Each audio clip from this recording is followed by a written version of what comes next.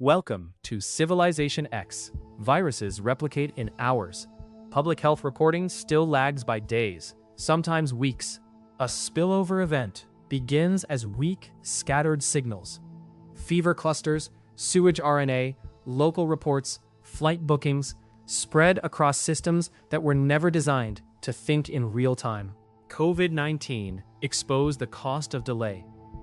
WHO declared a public health emergency on 30 January 2020, and a pandemic on 11 March. By 2024, more than 7 million deaths had been reported to WHO worldwide, while 4.7 billion airline passengers in 2023 showed how fast outbreaks can move. Systems such as BlueDot, Genomic AI pipelines, wastewater forecasting models, and protein structure predictors attack that latency directly. On 30 December 2019, BlueDot flagged unusual pneumonia risk in Wuhan from news, airline ticketing, and official reports before WHO's first public disease notice on 5 January. The real question is not whether AI can issue earlier warnings. It is whether earlier signals can be turned into validated action before exponential spread wins. A pandemic is a control problem. Pathogens replicate locally and propagate through contact networks and air travel long before hospitals see enough confirmed cases to infer the trajectory. Tedros Adhanom Ghebreyesus put it plainly: the next pandemic is not a matter of if, but when. The sensing layer is expanding, but so is spillover pressure from land use change, wildlife trade, climate-linked range shifts, and dense urbanization. AI now works across 3 layers. First, detection. Digital systems parse local news, hospital records, official notices, and mobility streams for anomalies. Biological systems read wastewater and genomes. The CDC's National Wastewater Surveillance System, launched in 2020, scaled to thousands of sampling sites. And the CDC states that wastewater data can provide an early warning of disease spread in a community. Second, triage.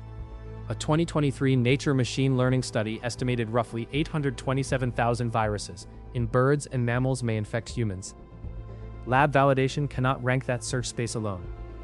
Models prioritize which viral features, host range, receptor compatibility, sequence similarity, deserve scarce experiments first. As Maha El-Batimi and colleagues wrote, infectious disease outbreaks are increasing in frequency and diversity, with zoonotic diseases posing a very severe threat to global health, economies, and security. Third, response compression. The SARS-CoV-2 genome was shared on 11 January 2020. The first mRNA vaccine candidate entered a phase 1 trial on 16 March, 66 days later. AI-guided sequence analysis and protein modeling aim to cut that interval further. AlphaFold predicted roughly 350,000 protein structures in 2021, then expanded beyond 200 million by 2022. Demis Hassabis said, "Our latest update expands the coverage of almost all cataloged proteins known to science." That structural map speeds antiviral, vaccine, and diagnostic target selection. So yes, AI can cut detection and response time, but not with certainty, and not alone. Base rates matter. If a system is 99% specific and screens 1 million people, when true prevalence is 1%, it produces about 10,000 false positives and 10,000 true positives. Only 50% of alerts are real. Add weak sequencing, censored reporting, privacy limits, dual-use risks, and slow ministries, and a warning can still die in bureaucracy. The 2024 U.S. Annual Threat Assessment still warns a novel pathogen could cause mass casualties and strain governments. Within 5 to 15 years, the target is a closed loop. Wastewater, clinics, sequencing labs, airports, and protein modeling systems feeding one operational dashboard. Not prediction in the mystical sense. Faster inference, faster validation, and faster countermeasure design while outbreaks are still local. Viruses will keep moving on biological time. The question is whether our institutions can move on computational time. CivilizationX tracks the systems that turn raw signal into action before the next weak warning becomes a global failure.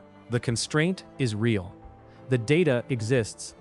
Whether the systems built around it can act on it at scale, that is the next engineering problem.